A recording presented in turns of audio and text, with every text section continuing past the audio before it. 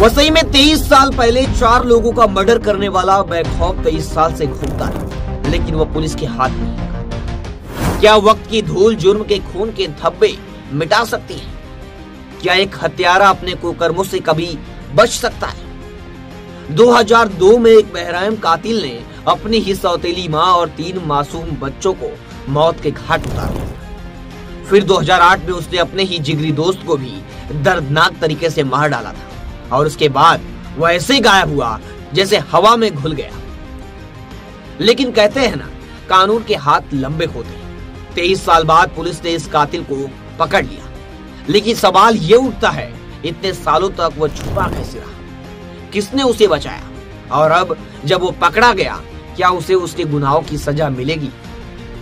यह सिर्फ एक गिरफ्तारी नहीं, बल्कि एक राज खुलने की शुरुआत है कि एक आरोपी 23 साल तक एक नहीं, 2 नहीं, लगभग 4 से 5 मर्डर करने के बाद फरार रहा। आइए जानते हैं इसकी पूरी कहानी, जिसने अपनों का ही खून बहा दिया। नमस्कार दोस्तों, मेरा नाम है ब्रजेश यादव। आरोपी राजू उर्फ अक्षय शुक्ला ने वर्ष 2002 में अपनी सौतेली मां और 2 बहनों और एक भाई की हत्या कर दी थी। पुलिस को इतने वर्षों बाद उसकी फर्जी पहचान और मतदान पहचान पत्र यानी वोटर आईडी के जरिए सुराग मिला। जब वोटर आईडी की डिटेल निकाली गई तो उसके जरिए पुलिस को क्लू मिला और पुलिस उसके तक पहुंच गई। आरोपी ने 2002 में पश्चिम बंगाल के हल्दिया में अपनी सौतेली मां गीता कुमारी शुक्ला, जिसकी उम्र 30 साल, सौतेली बहनें पूजा कुमारी, जिसकी उम्र 7 साल, प्रियंका कुमारी और सौतेला भाई मान, जिसकी 2 साल एज थी, उसको बेरहमी से उसकी हत्या कर दी थी। हत्या के बाद वो फरार हो गया था और तुर्भे, वालियू, सूरत और बेंगलुरु जैसे शहरों में बार बार अपनी पहचान बदल कर रह रहा था। इस दौरान उसने वॉचमैनिंग की, प्लम्बरिंग की, मैकेनिक जैसे छोटे मोटे काम करता रहा। फिर दूसरा कांड उसने फिर किया।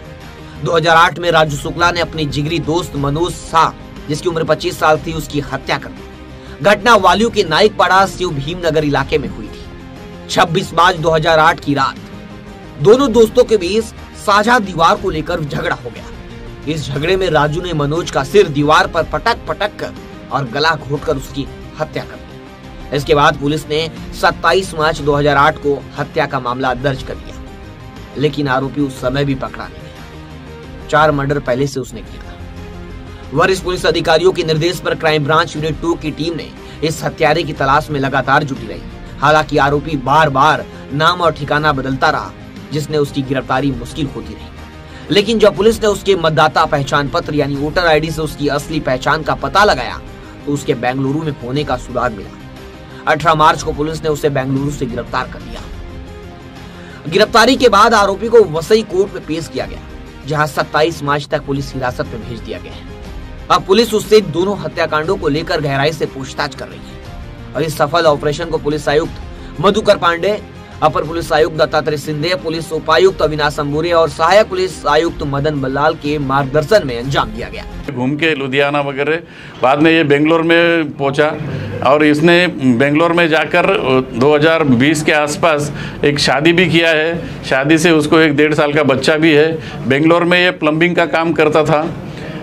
गांव के कुछ लोगों के संपर्क में वो कभी तो आया रहेगा, तो गांव के किसी ने बताया कि तुम गांव में तुम्हारी जो प्रॉपर्टी है वो तुमको मिल सकती है, और वो लालच की वजह से उसने वहाँ पे गांव में जाके आधार कार्ड बनाया और उधर का रेशन कार्ड, ये इलेक्शन कार्ड भी बनाया। इलेक्शन कार्ड में उसका नाम था, तो हमारी टीम हमेशा गांव जाती थी, लेकिन उनको कुछ मिला नहीं था। जब इसने इलेक्शन कार्ड बनाया तो उनको पता चला कि ये जिंदा है, किधर तो है। तो हमारी टीम ने फिर उसका तांत्रिक जो विश्लेषण होता है, उसके जो रिश्तेदार हैं उनके फ़ोन नंबर्स ढूंढे और उनके नंबर में इसका नंबर कुछ मिलता है कि वो चेक किया। वैसे ही कुछ इन्फॉर्मर्स भी लगाए थे हमने, वो इन्फॉर्मर्स में भी हमें कुछ इन्फॉर्मेशन दी। उसके ऊपर जाकर हमने फिर बेंगलोर में इसको अरेस्ट किया और उसका अभी 27 मार्च 2025 तक उसका पुलिस कस्टडी रिमांड है। उसने ये जो गुनाह किया था, जो हल्दिया पश्चिम बंगाल का, वो करने के बाद में फरार रहते हुए ये दूसरा गुनाह किया है। इसके लिए इसको फांसी के नीचे कोई सजा हो ही नहीं सकती है।